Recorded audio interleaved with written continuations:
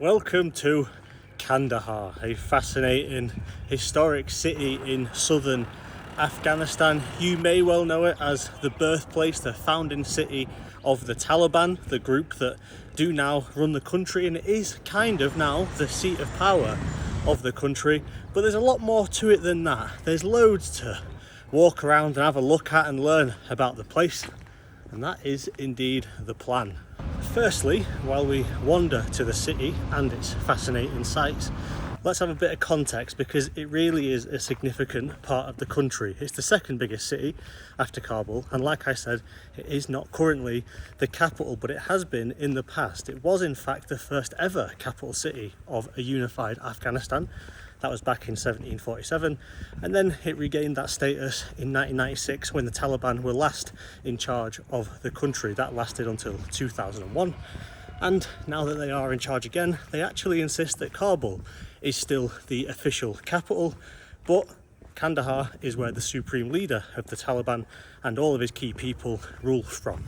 Given that it is the birthplace and the current home of the Taliban, as you can imagine, it's therefore a much more conservative part of the country. The standards of Islamic day-to-day life are much more closely adhered to here than maybe in other parts of the country, and you're going to see plenty of evidence of that as we wander around today. For example, the dress code is much more traditional Pashtun clothing. There's definitely no Western style clothing, at least not that I've seen in the past couple of days around here.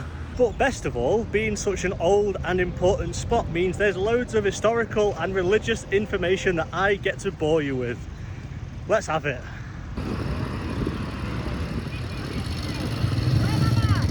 This thing behind me looks really cool. It's got really nice decorations on it, some, as always, nice to look at Quranic script and some cool colours. But I've just gone to translate what it's called so I can tell you, and I went on Google Translate, copied what Google Maps told me it was called in Arabic and put it into English, and I just got told to shut up. So there you go.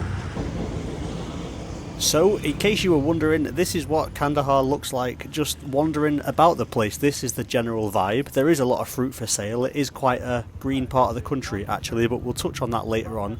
They've also got a load of tuk-tuks, and I don't remember seeing any of these at all when I was in Kabul, so this was a first for me in Afghanistan. Tuk-tuks are always a pretty cool way to get about the place, to whiz in and out of traffic. They can get a bit chaotic, but mostly, like in this case, they're pretty chill, they're easy, they're everywhere, and they're really cheap. And you kind of feel a bit more up close and personal with the general environment. And this is where it kicked me out, which felt like the end of a school day somewhere in the middle of the city. Yeah, there's motorbikes, there's bikes, there's kids. It was all over the shop, this. They've got a load of plant stalls. Also didn't really see this in Kabul. This will be to do with how fertile the area is. And look at this one, it's like a whole garden centre. And then other parts of the city just look quite a lot like this, you know, people going about their day-to-day lives, pretty quiet streets.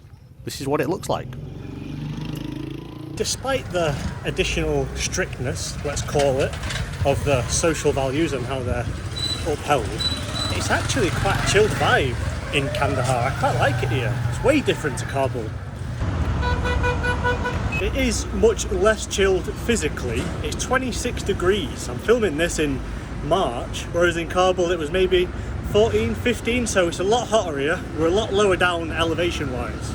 Okay, so yes, it's been a few minutes and we still haven't seen anything of any particular significance, but it's not for lack of trying. I did attempt to go and see the first site of the day, but I was told I wasn't allowed in. I couldn't look at anything or go around Kandahar without a specific permit. I thought the permit I got from Kabul was a nationwide one. It turns out it isn't. So you've got to go to the specific Kandahar office. They give you the same picture book that we saw in the capital. You chat to some people, they're all dead friendly. You fill in a couple of forms. You wait a while, it does take a bit of time, but eventually you come out with a couple of slips like this. And after all that, we have the special permission we need. Let's try it again, shall we? Alright, this time we've made it in, and behind me is the Ahmad Shah Durani tomb. If you remember, I mentioned that a unified Afghanistan was formed in 1747, and it was this chap who founded it. It's an octagonal shape, and on every second side, so each of the four furthest sides, We have these gloriously decorated arches. I love this about this style of architecture. I love how intricate they get, I love the colours, and in this case I like that all of the four that are decorated like this are all done slightly differently. And then on the other four sides, the corners, if that's what you want to call them, they're decorated differently with these kind of much more simple patterns, still some cool colours, and these kind of balconies as well. All in all, it's a really traditional design for this type of building, and inside there is buried the father of the state of Afghanistan. And then, right next to this magnificent tomb, if you just turn this way, is one of the holiest sites in all of Afghanistan. This is the single holiest in Kandahar. This is Kaka Sharif, the mosque of the cloak of the Prophet Muhammad. Inside here, inside this marvellous green marble building, is believed to be the cloak of the Prophet Muhammad that he wore on his night journey in 621, a really important journey in Islam. That's when he ascended to the sky and he saw the afterlife, he saw Allah, and then he came back to earth. The cloak that he wore on that journey is said to be in here. Another glorious piece of architecture. The Muslims do symmetry, patterns and colours really well. And then if you were going to get inside, you would duck under this swanky chandelier through this silver door, and there it would be. It does actually exist, by the way, that cloak. It is locked away and it's brought out on special occasions, but it's been guarded by the same family for 250 years. When it's brought out and shown to people, it's usually done as a means of reassurance for the people, let's say in a big public crisis or a natural disaster, or in 1935 during a cholera outbreak, for example. The last time it was brought out and seen was in 1996 when Mullah Omar, the founder and historical leader of the Taliban, pulled it out and showed it to his followers. It was actually a really important point in the rise of the Taliban because it provided a kind of physical link between Mullah Omar, the Prophet Muhammad, and Ahmad Shah Durani, the founder of Afghanistan. It's also debated whether or not Mullah Omar wore the cloak or just held it. Probably didn't wear it, but we don't know for sure. So then, how did something so important for Islam, a physical relic from the Prophet Muhammad himself, how did it end up here? Well, I'm glad you asked. You probably didn't, but I'm going to tell you anyway. As always with tales like this, there are two versions. Firstly, one goes that the leader of modern-day Uzbekistan, it was called Bukhara at the time, gave it to Ahmad Shah Durani as a way to solidify a treaty between the two countries. That was in 1768. But the second version of this story, and second versions are always more entertaining, is that Ahmad Shah Durani went to Bukhara and he saw the cloak for the first time and he really, really wanted it, so he asked to borrow it. The leader of Bukhara said, yeah, sure, you can borrow it, but then started to get really worried that he was never going to get it back. Ahmad Shah Durani said, don't worry, I'm never going to take it further than this stone. Everyone was happy, they agreed, they shook hands. Then he dug up the stone and he brought the stone and the cloak all the way back to Afghanistan, where both of them have stayed ever since. Apparently the stone is somewhere in or around the tomb as well. So he kept his word, but he bent the rules a little bit. Anyway, whichever story is true, it ended up here where it stayed for the past 2.5 centuries. This guy here is selling t-shirts with a betting company and Metallica on them, which is interesting given that gambling and music are strictly forbidden. They're haram in Islam, and surely especially so in a city like this.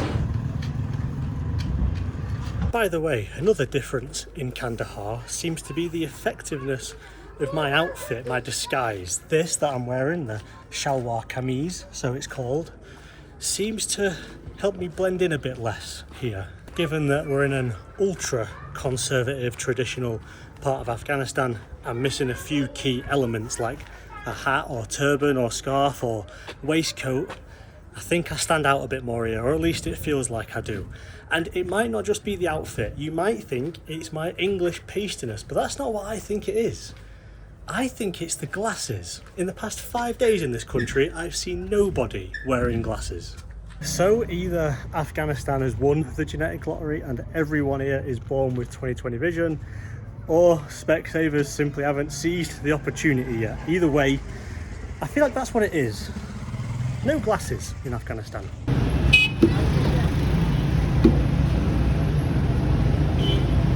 So far, so good. But then as I Well, I got in this tuk-tuk and went to the next stop. It all started to get a little bit weird. So this is the Red Mosque in Kandahar. Really cool, quite new looking building. Got the red dome, that's where it gets its name from. And this was the favourite mosque of Mullah Omar, the founder of the Taliban. He used to invite important characters like Bin Laden to come and pray here with him.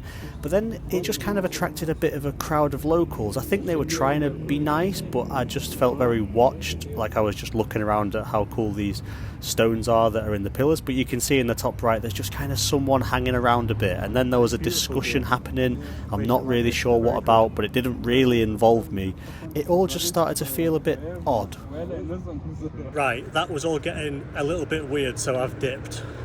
I don't even know what they were talking about. They weren't really talking to me, they were kind of just discussing me, which was an interesting feeling. I must say it's not the easiest place to travel around in a subtle fashion, but we'll get there. They do love a bit of cricket, just like in Pakistan, and fun fact, Afghanistan beat England recently at the cricket. But anyway, this is what's really interesting. Faces being scratched out on murals, paintings, pictures all over the city. This is to do with the fact that it's forbidden in Islam to depict animate beings, but in my millions of years of being alive, and I've been to quite a few Muslim and Islamic countries, I've never seen it put into practice like in Kandahar. This is to do with the Taliban taking over and taking it really seriously, but you'll notice they don't paint over the mural, they just get rid of the face, and this is everywhere in the city, so a little bit creepy, but I found it really interesting. Anyway, onwards to the next site. We're going up that big hill that we just saw from the third tuk-tuk of the day. This is where the hike begins. There's a really weird theme park up here, disused. Looks really ominous with barbed wire around bumper cars, doesn't it? Looks like some Robot Wars type situation. I do want to add that the people in Kandahar are still really kind, really welcoming. I just think really curious as well. I get asked a lot if I'm on my own, why I'm in Kandahar, etc. But I think people have been pretty good so far. By the way, on the subject of not going undetected, on behalf of the women, if you're looking at coming here, in the past 2 days in Kandahar specifically, I am yet to see a woman that is not completely covered head to toe, including face covering, everything. So if you're thinking about it, you might have to do the same. Anyway, back to the history of the place. Like I said, this is a really important old part of the world. This has been a vital trading centre for thousands of years, and there are still some remnants of that history to explore in Kandahar. One of the things is this mammoth, Zena, the 40 steps. It instantly looks to me like a lot more than 40 steps. We'll go up it in a sec and I'll count to be sure. But while we enjoy this nice little view over the city, let's talk a bit more about the history, specifically the name of the place. So Kandahar actually gets its name from Alexander the Great. He came through here more than 2,000 years ago in the 4th century BC. He invaded, conquered, renamed, built the city and named it after himself, like he did a lot of times. I think there are at least 20 Alexandrias in the world. This one was known as Alexandria of Arachosia. Arachosia was the kingdom in this area at the time. So this became Alexandria, and in the local Pashto language that roughly translates to Iskandar, which became Skandar and later Kandahar. So it's another of the world's Alexandrias, and that's where it's got its name from. There's also a bit of linguistic history to discuss as well, and that is because another idea for the name of Kandahar is that it means candy area. Candy as in sweet thing, as we say in the West, and that's because candy, the word itself, came from Arabic. It's one of the first ever words to come from an Asian language to be borrowed and added into the English language. It means made from sugar, and Kandahar is also known, as we can see from the greenness of the surrounding area, it is actually a pretty fertile spot in Afghanistan. It's quite well known for making sweet fruits. So while the name did come from Alexander the Great, it could quite plausibly also mean area of sweets. How about that? Right, we're going up. I'm going to try and count, but these bottom stairs are quite dilapidated, but I'll make a rough guess. So there's 1, 2, 3, 4, 5. I'm going to get out of breath if I keep doing this. 12, 13, 14, 15, 16, 17. They're getting pretty big now. 18, 19, 20. Look at the size of that, it's like 4 steps in one. How does that count as one? 36, 37, 38, 39, 40. And there's still quite a few to go. I told you it was more than 40, even with their cheating steps that are like triple size. 60, 61, 62, 63, 64 by my count. Wow, that's terrifying to look down. They're pretty steep. And this is what you find at the top. We've made it up. Zena, 40 steps, built in the 16th century, by the way, by a Mughal emperor who conquered the city, partly to show off that he's conquered the city and partly as a defensive observation tower, so we can see, well, you can see everywhere from here. The stairs, as well as this on top of it, which kind of a fortress, looks a lot like an old mosque. This is built directly into the mountain itself. It's a cool spot up here at the top of a very old and very interesting part of Afghanistan, and as far as I've seen, completely different to Kabul, so nice to see a different perspective of the country. Now we've got to get down the bloody thing. Oh, these stairs are massive. It's not making it any less terrifying. Oh, and made it down in one piece. The 40, in brackets by my count, actually 64, but apparently 40 steps of Kandahar. Zena, job done. By the way, you can, on paper, actually visit the ruins of the Alexandria of Arachosia ancient city. It's somewhere over there in the distance. But I'm going to be honest, the only one report I've ever found of someone visiting there mentioned getting giant rocks chucked at them by local kids, them, their guide and their car, and no one could do out to stop it. And that was someone with a guide. And I just can't really be asked to get abused by Afghan children. So we're going to swerve it this time, but apparently they're over there. These Afghan cities do offer awfully nice views at sunset, don't they? Now, this is the point at which the day took a bit of a mental turn, because I'm just walking down, a random bloke sees me, asks which hotel I'm staying in, and says he'll give me a lift. It's a really kind offer, so I take him up on it, but it turns out it's not 2 of us on this motorbike, it's 3, and so out of absolutely nowhere, I've ended up the meat in an Afghan sandwich. There are 3 of us piled onto this motorbike, weaving in and out of oncoming traffic, and blasting across the Taliban's capital city. There's a lot of words there that started to make me think, how on earth has this happened? Anyway, it turned out to be a really helpful offer. It was half an hour drive, 35-minute drive to my hotel. I'm starting to get used to the traffic, which is just a bunch of different types of vehicle avoiding one another. And we did get there in one piece. It's just not the way I thought the day was going to go. But I've got to say, what a nice chap. Did me an absolute solid. And it was finally time to drink. Oh, that is divine. What a long day. Got back in perfect time for iftar to break fast. That feels nice. This is the hotel, by the way. It's massive. Loads of space. I've got 2 floor beds and 2 single beds. And if you follow me through here, we've also got a Western toilet and a shower that has, well, a little bit of hot water, but it does have some, sometimes. It's a good spot, this, nice and comfy and everything for anyone interested. This costs 1,500 Afghani per night, which is about 17 quid, I think. Not bad at all by my calculation. There is also, in this hotel, a food menu. And now that it's finally time to break fast and eat for the first time, should we go and see what they've got? They've got a kebab on here. I really fancy a kebab. What is it? What is this? Meat. Meat and bread. Kebab. It looks good. And tea. Thank you very much. So that, by the way, was the hotel guy inviting me to join him for iftar, which was a really nice offer, some meat and bread, but I didn't want to eat his whole supply, so I still went to the restaurant, but really good of him to invite me.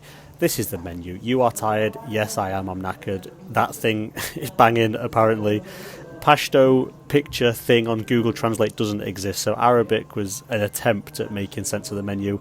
please accept it. What on earth is that? Anyway, this is what you end up with. Pilaf, which I've had 100 times on this trip so far. This is actually what the restaurant guy recommended me. It wasn't just what I chose out of being a boring English person and settling for what I know is good, but it was, again, really good. I mean, this is exactly the same as the other times I've eaten it so far on this trip. It's meat, it's rice, it's comforting, there are some raisins, it's, you know, it's a consistent 9 out of 10 pilaf as a meal, especially during Ramadan. Maybe it's just so comforting and so filling. It's brilliant after a day of not eating. And just like every other time I've eaten it so far on this trip, no chance of finishing it. It is an enormous amount of scran, but really good. And then I went to get a pudding outside, and look at the state of this.